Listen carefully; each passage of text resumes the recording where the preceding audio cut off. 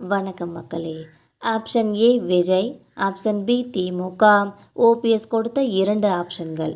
இறுதியில் எடுக்கப்பட்ட ஒரு ஷாக்கான முடிவை பற்றி இந்த தொகுப்பில் பார்க்கலாம் வாங்க.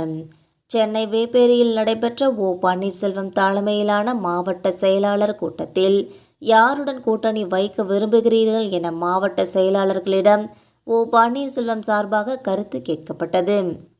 இதில் 2 ஆப்ஷன் கொடுத்து கருத்து கேட்கப்பட்டதாக கூறப்படுகிறது.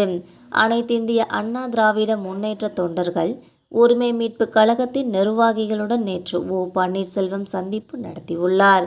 இந்த சந்திப்பில் பல விஷயங்கள் ஆலோசனை செய்யப்பட்டன.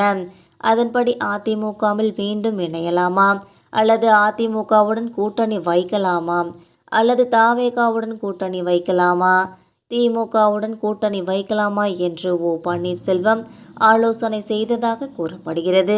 இதில் எடப்பாடி பழனிசாமியின் அதிமுகவுடன் இனி இணைய வேண்டாம், அவர் இறங்கி வருவது போல தெரியவில்லை, இனி அதிமுகவுடன் இணைப்பு என்ற பேச்சுக்கே இடமில்லை, இபிஎஸ்ஸுடன் இனி இணைப்பு என்ற பேச்சுக்கே இடமில்லை என்று ஓபிஎஸ் தலைமையில் நடைபெற்ற ஆலோசனை கூட்டத்தில் முடிவு எடுக்கப்பட்டு உள்ளது.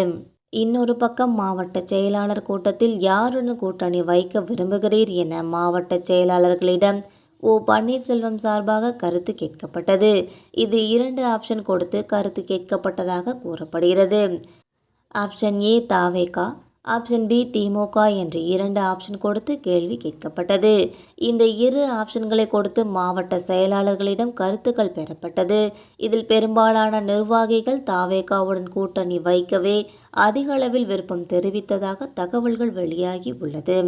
அனைத்திந்திய அண்ணா திராவிட முன்னேற்ற தொண்டர்கள் உரிமை மீட்பு கழகத்தின் பெரும்பாலான நிர்வாகிகள் அதிமுக ஒருங்கிணைப்பு முயற்சிகளை நிராகரித்த எடப்பாடி பழனிசாமிக்கும் பாடம் புகட்ட நடிகர் விஜய் தலைமையிலான தமிழக வெற்றி கழகத்துடன் இணைய தயாராக இருப்பதாக பன்னீர்செல்வத்திடம் தெரிவித்ததாக கூறப்படுகிறது. ஒரு சிறு பகுதியினர் திமுகவுடன் கூட்டணி வைக்க விருப்பம் தெரிவித்துள்ளனர்.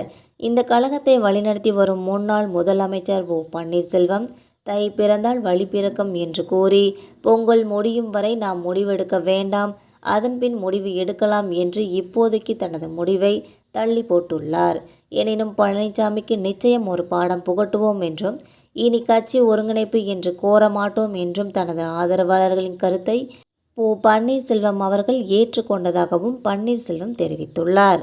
மேலும் அதிமுகவிற்கு இத்தகைய அவமானத்தை கொண்டு வந்த பழனிசாமிக்கு நாம் தக்க பாடம் புகட்ட வேண்டும் என்று தொண்டர்களின் உற்சாக கரவொலிக்கு மத்தியில் பன்னீர்செல்வம் மேலும் தெரிவித்துள்ளார். பொங்கலுக்கு பின் திமுகவுடன் கூட்டணியா அல்லது விஜய் தாவேகாவுடன் கூட்டணியா என்பதை பன்னீர்செல்வம் அறிவிப்பார் என்றும் கூறுகின்றனர். இந்த வீடியோ உங்களுக்கு பிடிச்சிருந்தா மறக்காமல் சப்ஸ்கிரைப் பண்ணி பெல் ஐகானை கிளிக் பண்ணி வச்சுக்கோங்க. அப்போ தான் நம்ம போகிற டெய்லி வீடியோக்கள் உடனுக்குடன் நோட்டிஃபிகேஷனாக வந்து சேரும். தேங்க்யூ.